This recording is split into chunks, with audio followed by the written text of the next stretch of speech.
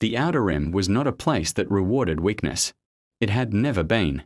In the centuries since the Republic first stretched its bureaucratic fingers toward the galaxy's edge, the Outer Rim had remained stubbornly, defiantly lawless, a sprawling frontier of dust-choked cantinas, forgotten mining colonies, and desperate souls who had run as far from civilization as hyperspace lanes would carry them.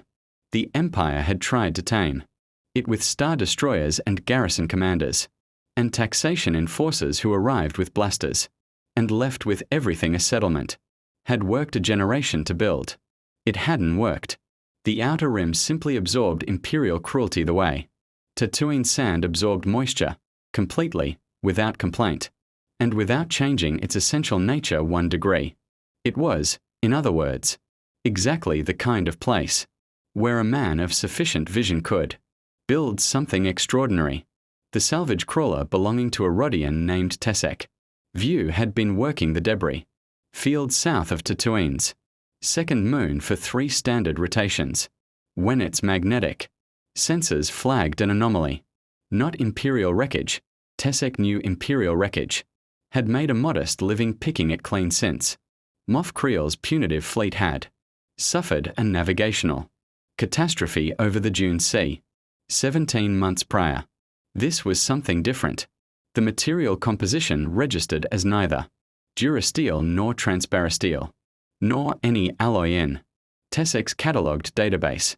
The pod was cylindrical, roughly 3 meters in length, and it was cold in a way that space itself was not, radiating a preserved stillness that made Tessek's sensor tech mutter something nervous in Huddies and take 3 steps back when the crawler's winch hauled it aboard. The pod opened 11 minutes later. Tessek would spend the remainder of his short life trying to describe what emerged. Not a monster, that was the first thing he would tell people, and the last thing anyone believed. Not a droid, not a mutant, not one of the Empire's rumored biological experiments. A man, perfectly formed, dark-haired, broad across the shoulders, in a way that suggested not bulk but absolute functional efficiency.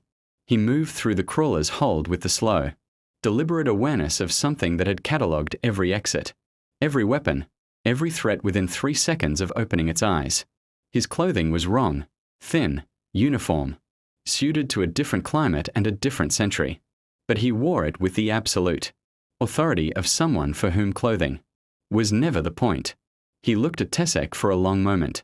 His eyes were extraordinary, dark, precise, carrying the particular weight of a mind that processed the world several steps ahead of everyone else in it.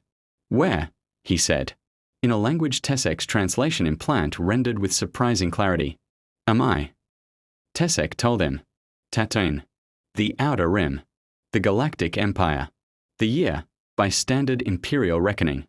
Khan Noonien Singh listened without expression. He asked 3 follow-up questions: the current political structure, the dominant power in this region, the nearest settlement of significant size. His tone was not panicked. It was not confused. It carried the measured quality of a general receiving a battlefield report, cataloguing variables, beginning already to calculate. "I see," he said finally. And that was all. If you want to see more characters enter the Star Wars galaxy, hit that subscribe button and drop the name of a character you'd want to see in the comments below. May the Force be with you.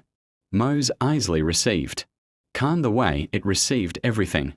That washed up from the desert, with indifference, shading toward opportunism. He had nothing. No credits, no weapon, no ship, no knowledge of local currency or language beyond what his augment mind could extract from 3 hours of listening to Cantina, conversation with the focused intensity of a targeting computer. By the end of those 3 hours, he understood the basic structure of Huddies, the exchange rate between Imperial credits and Outer Rim scrip, the approximate hierarchy of the local criminal ecosystem, and the name of the man who sat at its center, Jabba the Hutt. Khan spent 2 days observing before he made a single move. He slept 4 hours, enough for his augment physiology, which required less recovery than standard humans, and provided more in return, and spent the remainder cataloguing, the spice routes, the protection rackets, the flow of information between the cantina's various factions.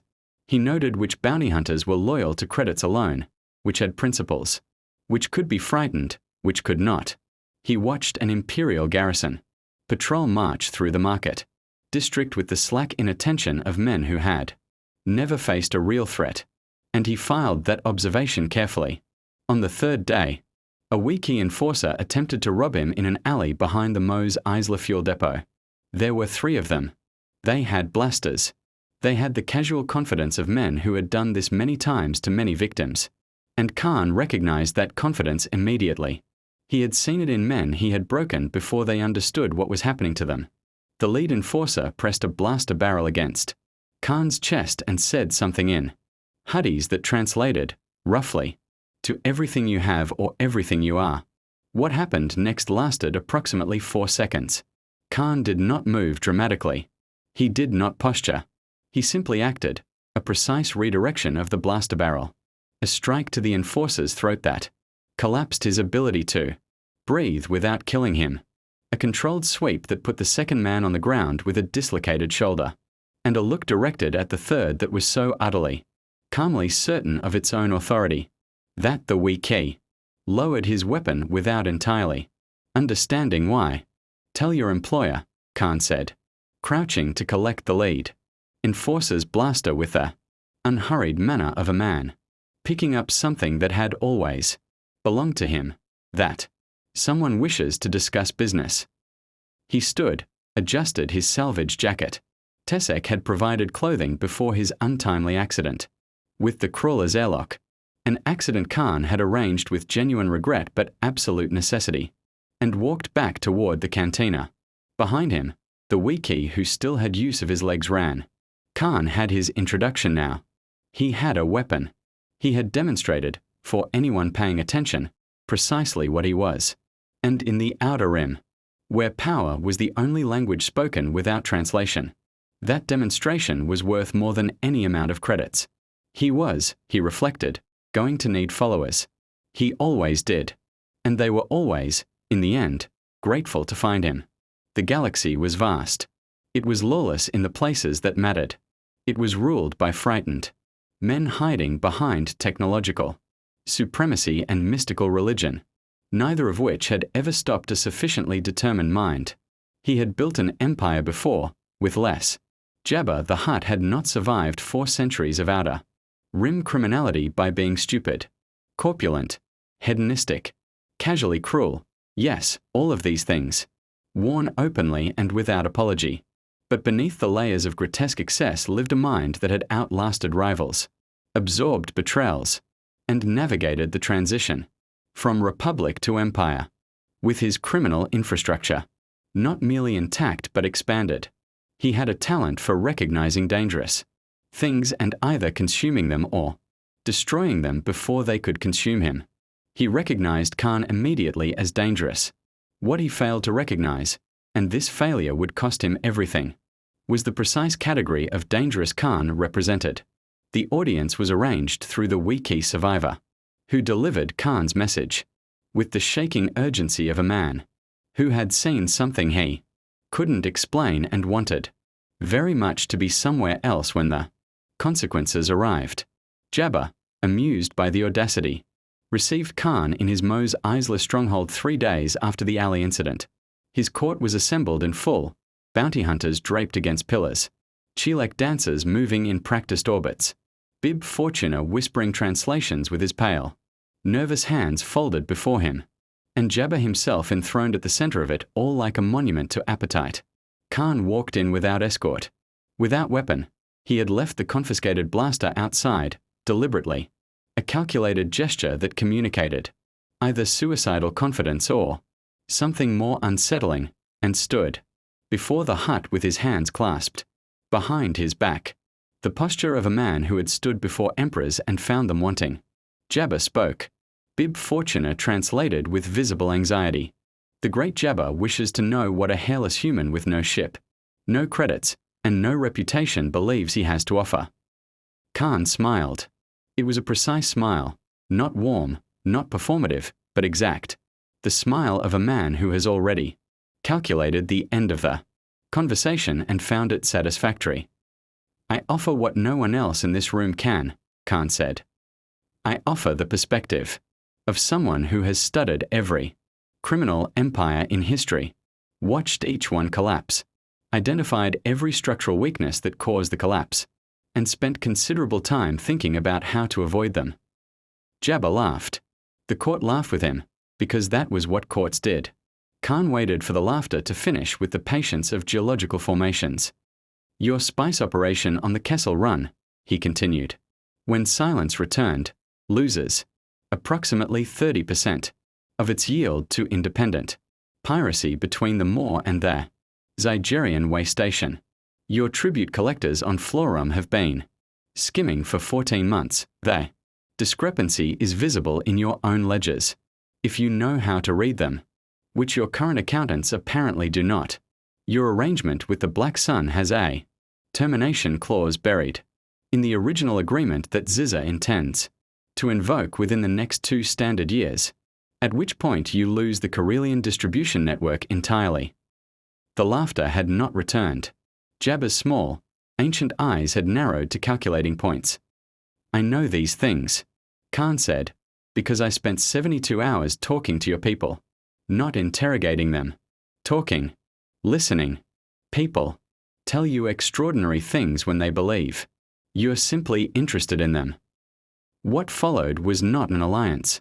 Khan was precise about this distinction, internally if not explicitly. Alliances implied equality of standing, mutual dependency, shared vulnerability. What Khan negotiated over the following 3 weeks was something structurally different. A consulting arrangement that gave him access to Jabba's records, his network of informants, his captains and their routes, in exchange for what Khan framed as strategic advisory services. In practice, it was infiltration. He was brilliant at it. His augment mind retained everything, every name, every route, every grudge between captains, every debt owed and collected, every vulnerability in the supply chain. He mapped Jabba's entire criminal infrastructure with the systematic thoroughness of a military intelligence operation.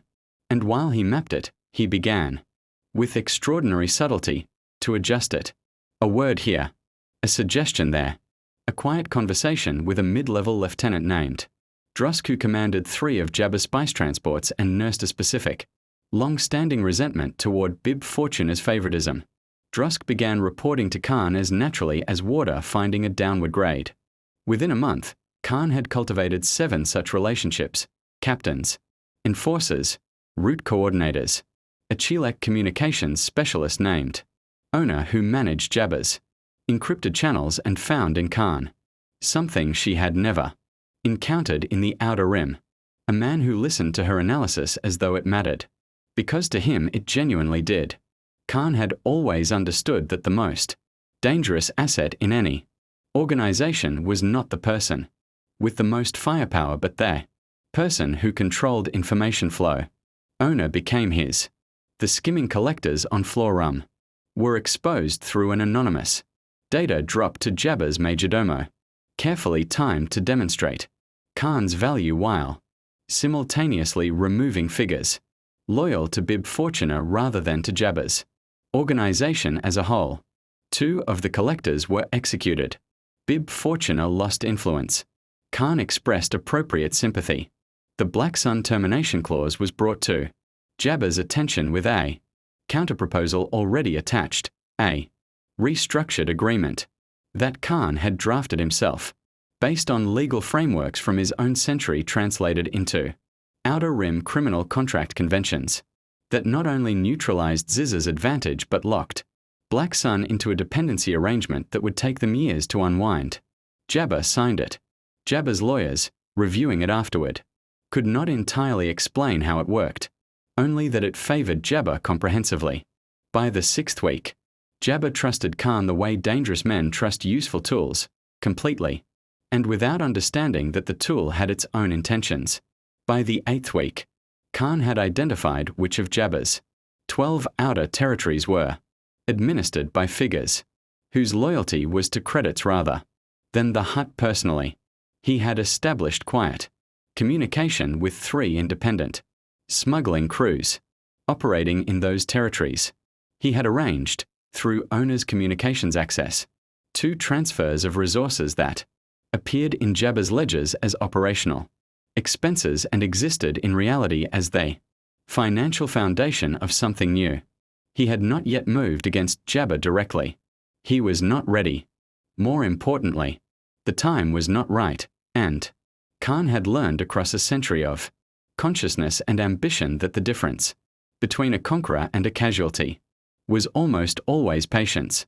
But the Outer Rim was beginning to understand that something had changed in its power structure, in the cantinas along the trailless trade route, in the docking bays of Nal Hutter's moon, in the encrypted communications of bounty hunters, comparing notes on strange new contracts.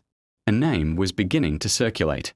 Not a Hutt name, not an imperial name, not a name from any faction anyone could place, just a name, spoken carefully, the way Outer Rim survivors spoke the names of things they didn't yet understand but had learned to respect. Khan. The Imperial Security Bureau did not deal in rumors. It dealt in data, hard, quantifiable, cross-reference data extracted from informant networks, intercepted transmissions, garrison reports, and the kind of systematic surveillance that the Empire had, elevated from political tool to institutional religion. ISB Senior Agent Vela Drain had built her career on the principle that rumors were merely data that hadn't been properly processed yet, and she processed everything that crossed her desk on Coruscant with the methodical thoroughness of someone who understood that the difference between a commendation and a shallow grave was the quality of your intelligence. The reports from the Outer Rim that began accumulating in her files during the 3rd month of what she had labeled Operation Periphery were not, individually, alarming. A disruption in Hutt spice distribution along the Kessel Corridor. 3 Jabba-affiliated captains found dead on Tatooine. Their operations absorbed by unknown parties within days of their deaths. Too quickly for coincidence. Too cleanly for standard Outer Rim violence. A Mandalorian clan that had been raiding Imperial supply lines in the Mandalore sector abruptly ceased activity, as though redirected. Black Sun representatives in 2 systems reporting unusual pressure on their distribution networks from an unidentified competitor. Individually, noise. The Outer Rim produced noise constantly. Collectively, cross-referenced against each other with Drain's particular analytical precision. A pattern. Someone was consolidating. Not raiding, not opportunistically expanding, consolidating. With the systematic intentionality of an operation that had a blueprint and was executing against it. She filed her preliminary assessment and sent it up the chain. It reached Coruscant's ISB Directorate. The Directorate passed it to the Regional MOF's office. The MOF's office added it to a briefing that was, eventually, placed before Darth Vader. Lord Vader read Drain's assessment once. He did not read things twice. His mind, even encased in the black armor that had become both prison and instrument, processed information with a speed and retention that owed something to the Force and something to the relentless discipline of a man who had survived on pure will for nearly 2 decades. He noted the pattern Drain had identified. He noted her conclusion, unknown actor, sophisticated methodology, non-imperial and non-Hutt origin, and he noted something she had included, almost as an afterthought in her final paragraph. Every operation this unknown actor had absorbed showed signs of restructuring within days of acquisition, new hierarchies, new communication protocols, new loyalty structures that appeared to function on something other than credits or fear. Whatever motivated this network's followers, Drain wrote, it is neither standard Outer Rim opportunism nor identifiable ideological alignment. The followers appear to believe in their leader personally. Vader stood at the viewport of the executor's forward observation deck for a long moment after reading this. In the Force, the Outer Rim was a dim and chaotic field, they living presences of billions of beings, spread across thousands of worlds, most of them too distant and too faint to individuate. But there were signatures that stood out. Force sensitives burned like torches in that field. And occasionally, very occasionally, there were presences that registered differently, not force sensitive, not luminous in the conventional sense, but weighted, dense with will and intention in a way that the force acknowledged, even when it could not categorize. He had felt something in the outer rim's direction for several weeks, not a force presence, something adjacent to one. Dispatch Agent Drain to Tatooine, he told the officer beside him. Full ISB authority, 2 garrison companies in support. I want identification within 30 days. He paused. I will follow personally when she has something concrete. Drain arrived on Tatooine to find that the something concrete was already waiting for her, in the form of a Rodian informant named Gress, who had been approached 3 weeks prior by a human matching no Imperial database profile, offered a sum of credits that suggested significant financial resources, and asked a series of questions about ISB operational methodology in the outer rim that indicated the human. Asking them already knew most of the answers, and was merely confirming details. He knew you were coming, Gress said, with the particular misery of an informant who had realized, too late, that he was caught between forces he couldn't evaluate. Not you specifically, but he said the Empire would send someone eventually, and he wanted to know how they'd do it. Drain kept her expression professionally neutral and felt something cold move through her that was not quite fear and not quite admiration, but occupied the uncomfortable territory between them. She had been on Tatooine for 6 hours. Her arrival protocols had been ISB standard, randomized landing pad, civilian cover identity, no garrison escort until she'd established a safe house. Textbook. She had written some of those textbook protocols herself. He had known anyway. The picture assembled from Gress and 4 subsequent informants over the following week was extraordinary.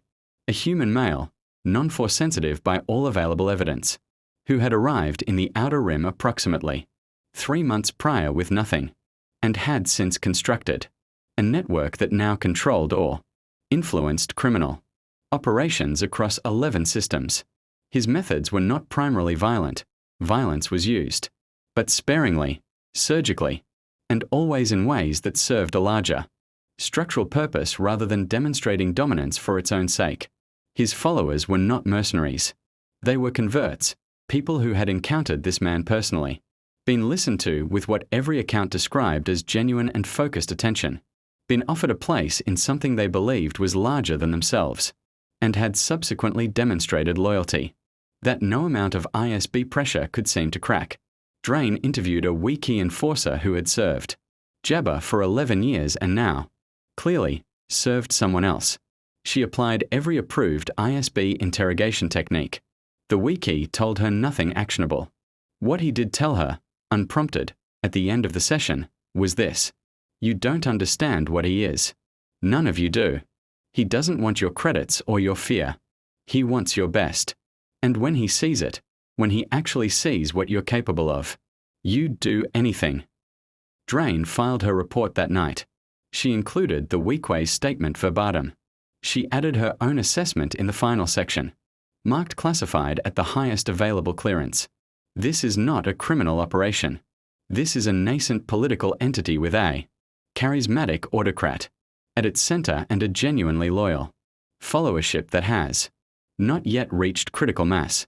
Standard imperial suppression methodology, economic disruption, targeted elimination of leadership may be insufficient.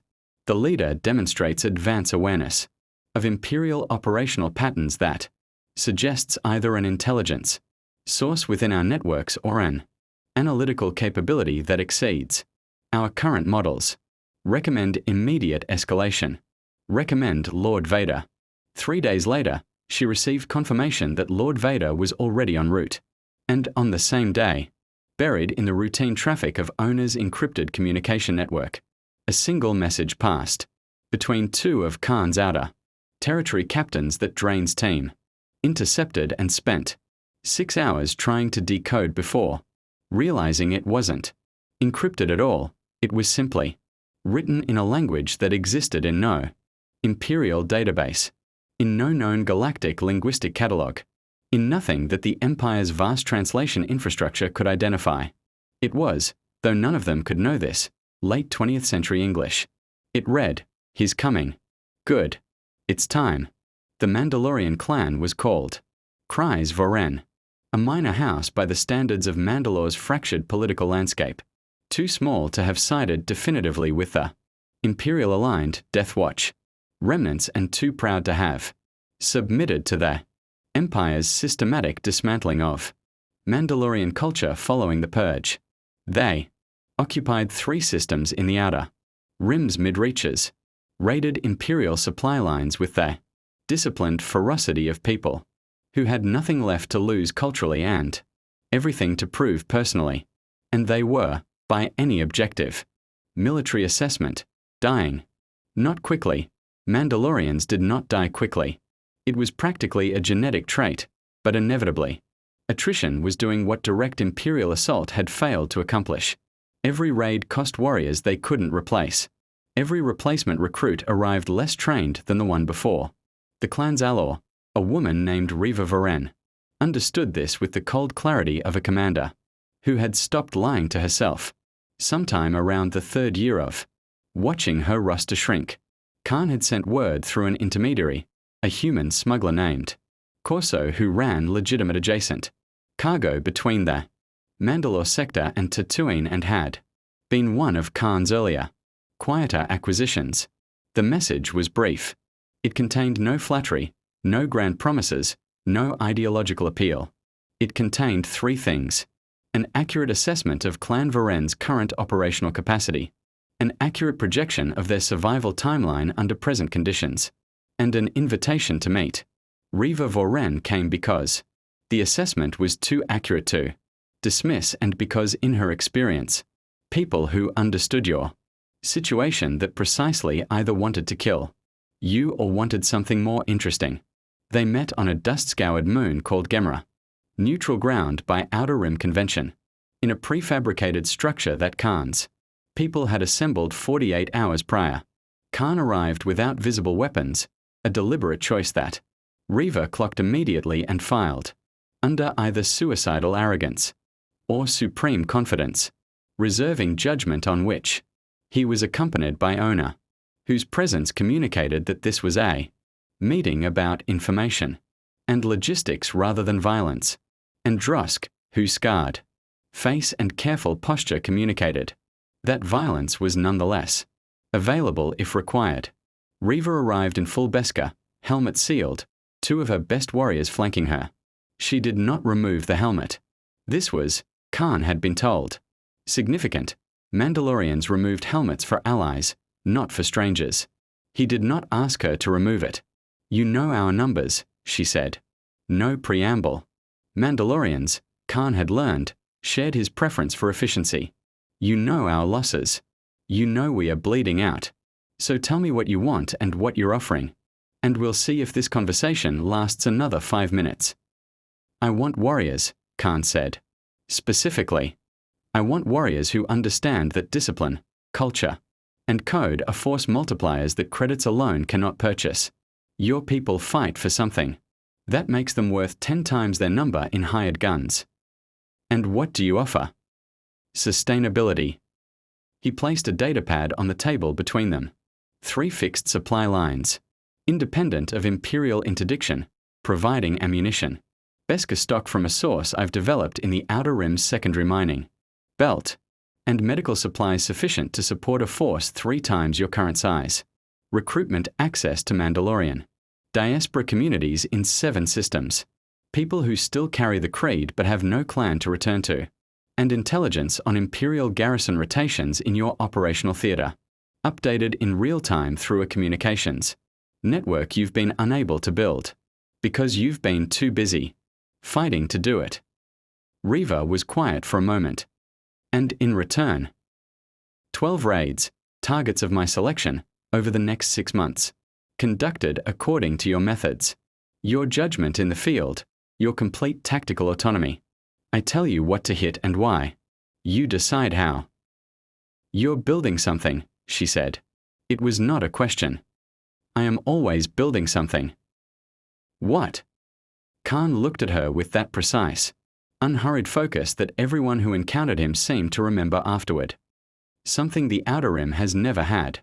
Order that doesn't require submission. Strength that doesn't require cruelty. A structure that rewards capability, rather than birth or midi-chlorian count or proximity to an emperor's favor. Another silence. Longer this time. The creed says we don't serve outsiders, Reva said. I'm not asking you to serve me. I'm asking you to fight alongside me, for objectives that serve your clan's survival, under your own authority, with your own weapons, by your own code. The distinction matters. To you or to us? Both. I don't want servants. I have no use for them. I want people who are excellent at what they do and who've chosen to be here. He paused. Everything I've built has been built on that principle. I'd rather command 100 people who've chosen this than 10,000 who haven't. Reva Voren looked at him for a long time through the visor of her helmet. Khan waited with the patience that was, by now, one of his most finely developed weapons. I'll give you 6 raids, she said finally. Provisional. We assess after each one whether the next proceeds. That's acceptable. And if I decide you're using my people as expendable assets? Then you leave, Khan said simply. And I've made an enemy I'd rather not have. That's sufficient incentive for me to treat your people as what they are. Irreplaceable. The arrangement held for exactly 4 raids before it fractured. Not because Khan had violated it. He had been, by every measurable standard, precisely as good as his word. The supply lines materialized. The Beskar stock arrived. The intelligence on garrison rotations proved accurate to within hours. The raids succeeded. Clan Voren took no losses in the first 3 operations, a statistic so anomalous by recent standards that Reva's senior warriors began speaking about. Khan in tones that occupied uncomfortable territory between professional respect and something approaching belief. The fracture came from within the clan itself, and it came because of a man named Tava, a senior warrior, 20-year veteran, keeper of clan history and tradition. Tava had watched 4 raids execute, according to Khan's targeting intelligence, and had grown increasingly uncomfortable with a specific pattern he'd identified. The targets were not random Imperial assets. They were specifically chosen to weaken Imperial supply infrastructure in a corridor that, when Tava mapped it, formed a clear boundary line, a perimeter being established, methodically, around a specific volume of Outer Rim space. Khan was not raiding the Empire. He was claiming territory from it, and Clan Voren's raids were drawing the boundary lines of someone else's future empire. Tava brought this to Reva privately. She listened. She looked at the map he'd constructed. She looked at it for a long time. Then she called a clan meeting, which under Mandalorian tradition required Khan's representatives to withdraw. And for 6 hours Clan Voren argued among themselves with the passionate intensity of people whose culture had survived everything the galaxy had thrown at it by, refusing to compromise on questions of identity. The argument divided almost evenly. Half the clan saw what Tava saw, that they were being used, that their raids were building someone else's walls, that the creed did not permit service to a conqueror regardless of how the arrangement was framed. The other half saw what the last 4 raids had demonstrated, that Khan's intelligence was flawless, that his logistics were extraordinary, that he had given them the first real victories in 3 years and treated their casualties, of which there had been none, as the profound loss he'd promised they would be to him. Reva made her decision at the end of the 6th hour. She sent for Khan. He came alone. Another deliberate choice. Tava is right, she said, without preamble. You're building an empire. Those raids were border operations. Yes, Khan said. The admission stopped her. She had expected deflection, reframing, the sophisticated rhetorical maneuvering he was clearly capable of. The directness landed differently. You're not going to tell me it isn't what it looks like. It is exactly what it looks like. I told you I was building something. I didn't misrepresent the scale deliberately. I simply didn't volunteer information you hadn't asked for. A pause. You're asking now. So, yes. I intend to establish a permanent, self-governing territory in the Outer Rim, controlled by neither the Empire nor the Hutts, nor any existing power. I intend to run it according to principles of meritocracy, structured law, and the kind of order that doesn't require Death Star to enforce. And you wanted Mandalorian warriors to help you carve it out. I wanted the best warriors available to help establish its borders. Yes. Reva was quiet. Around her, her clan waited. Half my people want to walk away, she said. Tava's half. The creed matters to them more than the victories. I understand. And the other half want to stay. I know. That means I have a clan that's about to split. Because of you. Khan absorbed this. Something moved through his expression that was not quite guilt but was, adjacent to it, the recognition of a cost he had, calculated abstractly, and was now confronting concretely. That was never my intention. No, but it's your consequence. She stood. I'm not going to make this choice for them. Every warrior in this clan decides for themselves. That's the creed. Whatever Tava thinks about the rest of it. She looked at him steadily. 14 will stay. Tava and his people go, with supplies, with no hostility from your network. That's the condition. Done. And Khan. Her voice shifted slightly, not softer, but more direct, if that was possible. If you ever treat my 14 as anything less than what you promised, if you ever spend them like credits, then I'll have deserved whatever you do about it, he said. She nodded once. The helmet stayed on. But for just a moment, Khan thought he saw something in the angle of her head that might, in a human face, have been the beginning of respect. Outside, in the encrypted frequencies that Ona monitored constantly, a new signal had appeared 3 hours ago. Imperial, military grade. Moving at the velocity of something much larger than a garrison deployment. The Executor had entered the Outer Rim. The Executor dropped out of hyperspace above. Tatooine's upper atmosphere, like a pronouncement from a god that didn't particularly care whether you heard it. 4 kilometers of Imperial engineering, bristling with turbolasers and tractor beams and the particular, institutional arrogance of a vessel that had never needed to justify its presence anywhere in the galaxy. It hung against the star field, with the patient immobility of something that understood it was the largest object in any room it entered. 12 escort vessels fanned out in standard Imperial interdiction formation, cutting off hyperspace access to the surrounding systems with the methodical thoroughness of a trap being closed. Darth Vader stood on the Executor's bridge and looked down at the planet below and reached, as he always did, into the Force. The Outer Rim resolved around him in the Force's perception as it always did, dim, chaotic, populated by presences too numerous and too faint to individuate at this range. But the weight he had been sensing, 4 weeks, was stronger here, closer. It was not a Force presence. He was certain of that now. After weeks of trying to categorize it, it was something the Force acknowledged without illuminating, a density of will and intention that the living Force registered the way. Still water registered a stone dropped into it, not as light, not as darkness, but as disturbance. Significant, directional, and growing. Agent Drain, he said, without turning from the viewport. Drain stepped forward from the cluster of ISB personnel arrayed behind him. She had learned, in the weeks since Vader's arrival in her operational theater, that he preferred brevity and accuracy in that order and had no patience for anything else. My lord. Where is he? Not Tatooine. She had been certain of this for 72 hours, which meant Khan had wanted her to be certain of it for at least 96. Our best intelligence places his primary operation on Gavos, a mining moon in the Butana Hutta region, strategically significant because it sits at the junction of 3 hyperspace lanes and controls access to. I know what Gavos controls, Vader said. Drain stopped speaking. He chose it deliberately, Vader continued, more to himself than to her. 3 lanes. Multiple exit vectors. Defensible approaches.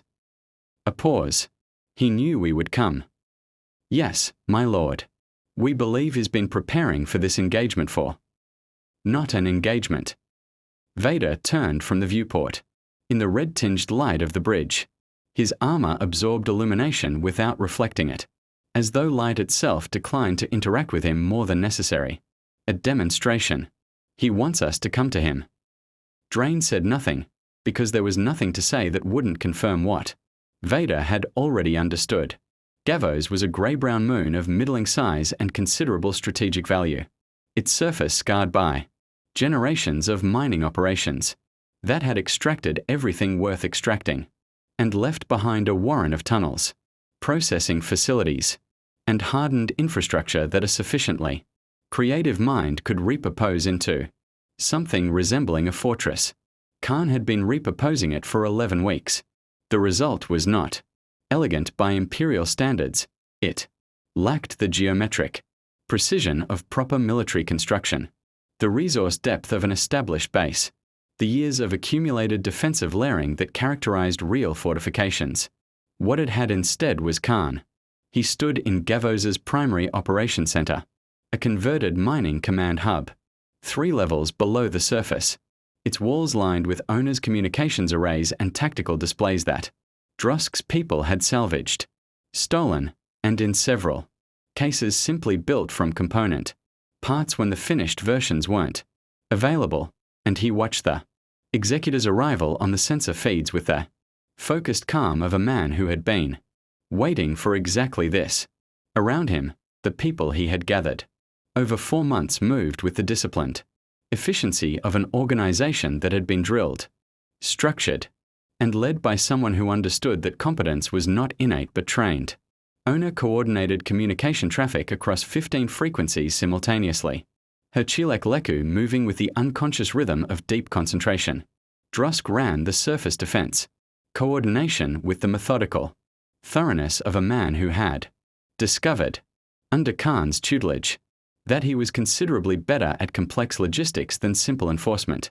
Reva Voren's 14 Mandalorians occupied 3 hardened positions on Gavos's surface, equipped, supplied, and positioned according to a defensive schema. Khan had spent a week designing specifically around their capabilities. They were, by any rational military assessment, massively outgunned. Khan had never considered this the relevant metric. Imperial landing craft are deploying, Ona reported, her voice carrying the focused neutrality of someone who had learned to process fear as information rather than sensation. Estimate 4 companies of stormtroopers, 2 AT-AT walkers, and a pause. Lord Vader's personal shuttle is in the second wave.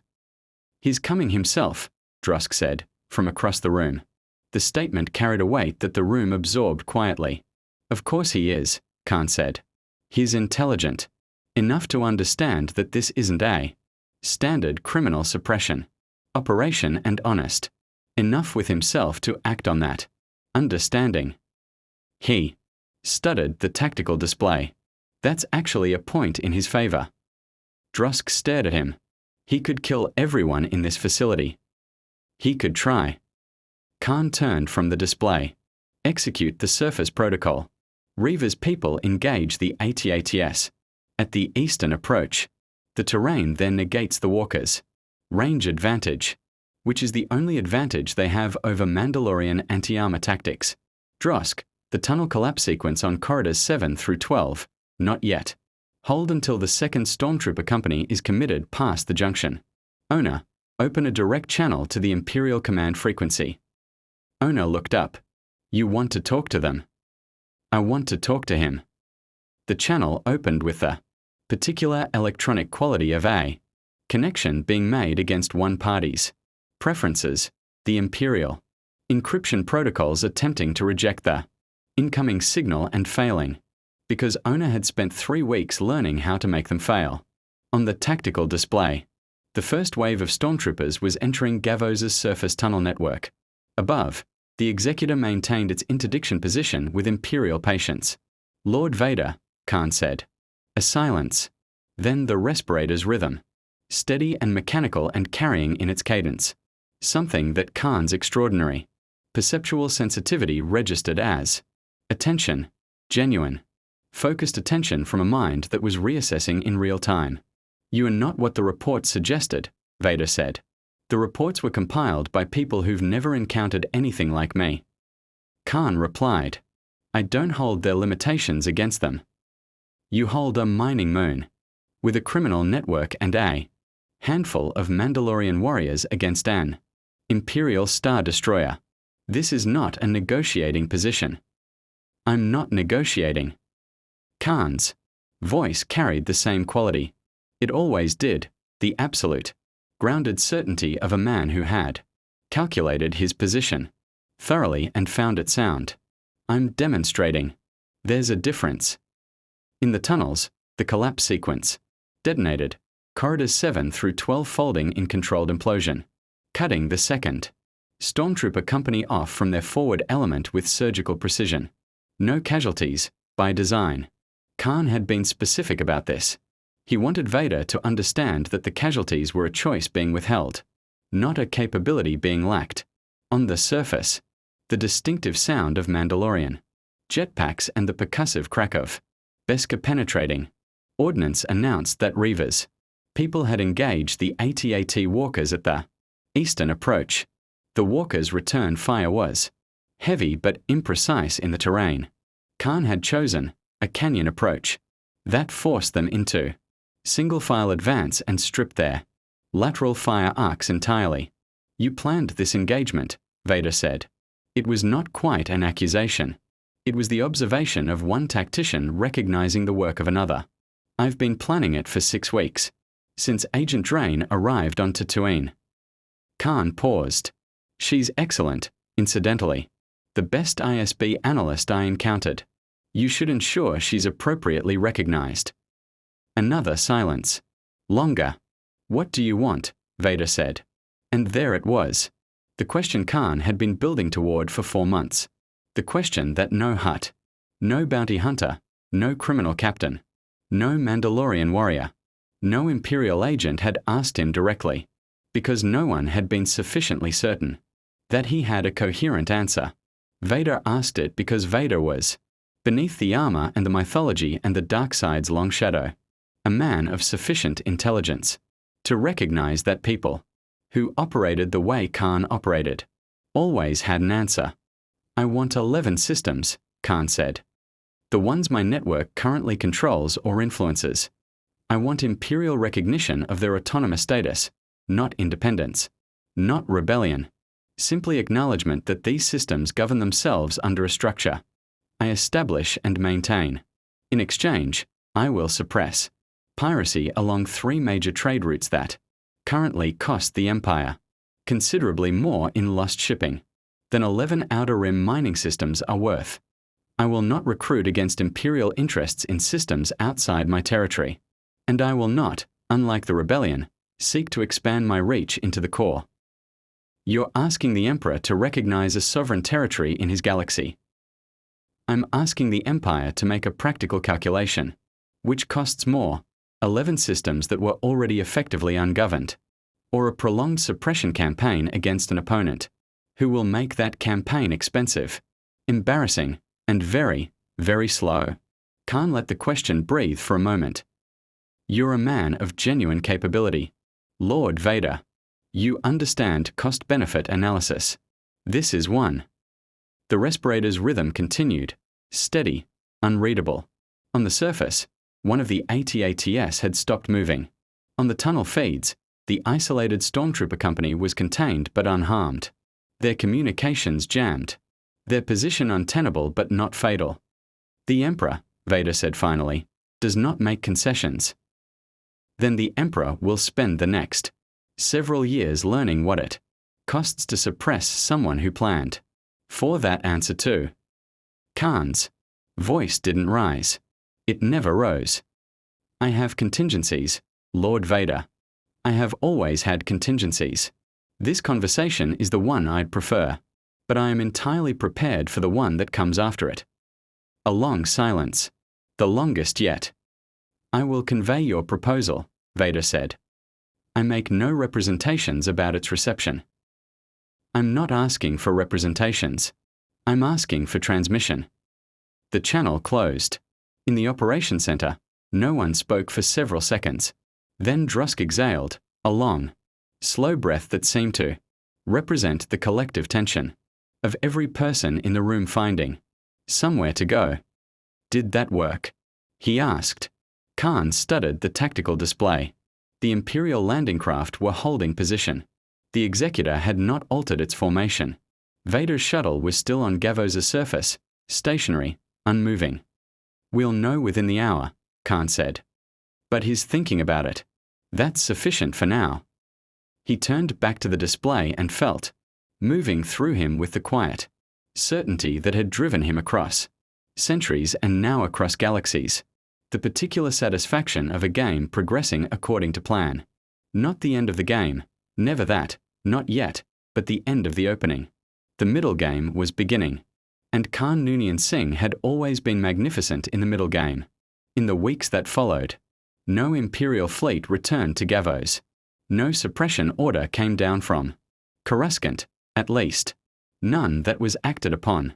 Agent Drain filed a report, recommending what she carefully termed strategic non-engagement, pending further assessment, and the report was neither approved nor rejected, which in Imperial bureaucratic language meant that someone very high up was thinking very carefully. Reva Voren's 14 warriors became 23 as diaspora. Mandalorians arrived through channels. Khan's network had quietly opened. Ona expanded her communications reach to 19 systems. Drusk, promoted by Khan to something with no formal title but the functional authority of a chief of staff, began drafting what Khan called governance protocols, the first laws of something that didn't have a name yet. Khan would give it a name eventually. He was patient about names. Names came when the thing they described was real enough to deserve one. What he had built in 4 months from nothing, from a salvaged pod and a Rhodians terrified face and 3 Wikian forces, who hadn't understood. What they were reaching for was real, imperfect, fragile in ways he catalogued daily, dependent on his personal authority, in ways he was already working to distribute and institutionalize, but real. 11 systems where people who had spent their lives beneath the heel of Hutt indifference or Imperial contempt were beginning to understand that competence was rewarded, that the rules applied to everyone, that the person at the top had not gotten there through the Force or through birth or through an Emperor's favor but through being simply and demonstrably better at this than anyone else. Whether Vader's message reached the Emperor, Khan never learned. Whether the Emperor cared, he suspected he'd find out eventually. Palpatine was not a man who tolerated sovereign exceptions to his authority. Khan understood this the way he understood all dangerous men, from the inside out. But that was tomorrow's problem. Khan had always been good at tomorrow's problems. For now, 11 systems breathed a little easier. And somewhere in the Outer Rim's vast, lawless dark, something new was taking shape, something that was neither rebellion nor empire nor criminal syndicate nor Jedi Order, but carried the particular quality of all dangerous new things, the absolute, unshakable conviction of the person who had built it that it was only just beginning. May the Force be with you.